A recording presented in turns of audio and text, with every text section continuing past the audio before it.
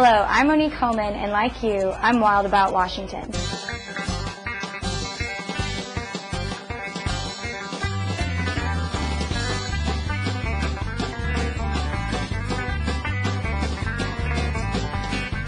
The western gray squirrel is a threatened species in western Washington. Recently, biologists moved trapped western grays from the Okanagan to protected prairie habitat at Fort Lewis. The squirrel should feel at home in the oak trees of the military base and will enjoy the protection of the U.S. Army. Western gray squirrels have been listed since 1993 in Washington State as a threatened species. Their populations have declined dramatically over the years. This was the northern part of their range, so it was probably, they were in least numbers here versus Oregon and California to begin with. But with habitat degradation in particular, probably that's the huge factor right there is loss of habitat, and their populations have decreased, declined dramatically, and in some cases are now dwindling, and as is this case, or this population here is definitely in a very precarious state. Western Washington doesn't have much habitat remaining available to the squirrel. That's why Fort Lewis has been a tremendous resource. This is the last remaining contiguous chunk of good habitat for the squirrel in western Washington, and still our population is down to probably around 50 animals here, which is a genetic disaster waiting to happen. But we're doing a lot of habitat restoration here. We're doing some eastern gray squirrel control, which will help reduce the competition they get from eastern grays, and we're bringing in new genetics as we did today, which should very quickly ramp up the genetic situation in this population. Under Army regulation, we're required to manage the natural resources on the installation. In addition to that, on Fort Lewis, we have a sustainability program which has selected goals. One of the goals is to the recovery of all listed and candidate species in the region. And that's working with other partners, including Washington State Fish and Wildlife, the Nature Conservancy, volunteer groups to do what's necessary in the region to recover the species. And a big part of that is habitat management, enhancing the habitat for these selected species. We have a lot of support from the higher echelon here, and the garrison commander has been quite involved and concerned about environmental issues, and she's the type of person that likes to get the facts, and has been very supportive of our program here.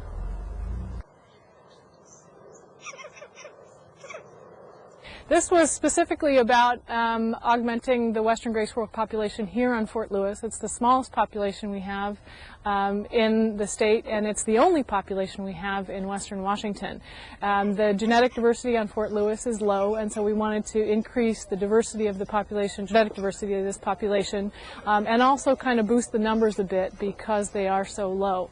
So by doing that, we're hoping to kind of secure more of the suitable habitat here on the fort and work towards actually expanding the population here on the fort and secure it from catastrophic losses that might be related to weather or disease or numerous other factors. This is a very showy species. You often hear about western gray squirrel tails and how long and beautiful and luxurious they are. The animals that were released today were in absolutely prime condition, very large, mostly adult animals. We had one juvenile that was released today, and all very healthy. The animals came from the Okanagan area, and the animals up there seem to be the biggest not only in the state but probably across the range. So they really did put on a show, not only in terms of their health but in terms of their behavior. They came out of the traps relatively slowly. Usually I warn people they come out like a rocket, and these guys actually maybe were intimidated by the number of people, but they stuck around long enough for some great footage of them climbing up trees and jumping from tree to tree. After you've seen the footage today, you'll realize that yes, in fact, this is really a piece of our natural heritage that's worth maintaining. Not only are they incredible animals and an important part of the ecosystem, they're also part of a small suite of mammals that are actually found only on the western coastal United States and nowhere else in the world. So if we lose them from these states, Oregon, Washington, California, there is nowhere else to get them from. So they really are very special and very unique. Our biologists wanted to see for themselves just what wildlife was at home in the 4th of July peak area in Pend Oreille County. You can't stand there and make notes on a clipboard. So motion triggering cameras were set up to see just what species were moving across logging roads and game trails. We're trying to set up these remote cameras to survey for wolves. And, you know, any rare animal might visit our set here. We're using lure so it could lure in any animal, or what we're finding out is lots of animals use roads and are passing through, so that's why we're at this intersection. But we came out with the intent of, you know, maybe it's a needle in a haystack that we'd get a wolf picture. We were amazed at the number of wildlife we were getting, and we've learned a lot. You know, we've found out that we have, you know, more elk in these areas than we thought we had. We're seeing lots of calves in the elk pictures, so it's like production looks good. We're seeing lots of mature bulls in the elk pictures, so you know, we're getting some idea of harvest rates, that we must not be harvesting too many. We got lots of mature bulls. We've got pictures of cougar, bear. You know, there's always a chance that we'd get a grizzly bear picture. But at the same sense, not getting a grizzly bear picture is information for us too. If we're getting bear pictures and not getting grizzly bear pictures, well, you know, that's information. Here we are, you know, trying to get in these very back remote areas, and what do we get? A turkey. So we're finding out we have turkeys everywhere. Same thing with domestic cattle. You know, almost all the places we've put cameras, sooner or later we'll get domestic cattle in the picture. So again, it just reminds you what's out here. And so it's really worked well for us. At the same sense, we're getting wolf pictures. A couple of the pictures, in fact, this particular site, the wolf was situated such, and my camera wasn't set maybe exactly right, and all we got was the back of the animal and his ears. We think it was a wolf at the time, but it was hard to, you know, be positive of that. So that again is the advantage of putting it up again, spending some more time here, seeing if we can get a better picture of one. So when we put these cameras out, it's not just a random process. You know, it's probably a little bit like a hunter designing an elk hunt or whatever. We are looking for an animal that covers landscapes, not small little areas. You know, a wolf could travel 5 miles an hour. I mean, how many miles could he cover in a day? So he's going to be looking at using, you know, the best area possible. And what we've been told from Montana and Idaho, people that have experience, they'll use roads. And so they're going to use roads just like foresters would use roads. They'll go up a drainage, they'll go through a pass to try to get into the next drainage, and we're doing the same thing. So we you know, look at our maps, look at where that road goes up a drainage, where it goes over that pass, and then the ideal situation is to get maybe an intersection of 2 or 3 roads, or known game trails, or you know, maybe there's a spring there or something like that. We've got experience from local hunters or local sportsmen that spend a lot of time up here, and they've seen tracks and reported them to us. We've sat down and looked at maps with them, and they've indicated, well, this would be a good area, that would be a good area. The other thing we're looking at is, where are the elk? We think that's the main thing that wolves would be keying in on. The lure we've been using is just a commercial lure, that typical lure that coyote trappers would use. This one's called long distance coyote call. Then we also got some wolf urine, probably from some kind of a wolf farm or whatever, where they have zoo type wolves. We'll spray some of that on the bushes. Again, what you'll see in any pictures we get is all animals come up and take a great interest in it. I don't know that it's calling animals from a long ways away, but if anything's moving down this road, what I know it will do is it'll stop that animal in the middle of your picture. Here are some fishing opportunities across Washington in the coming weeks.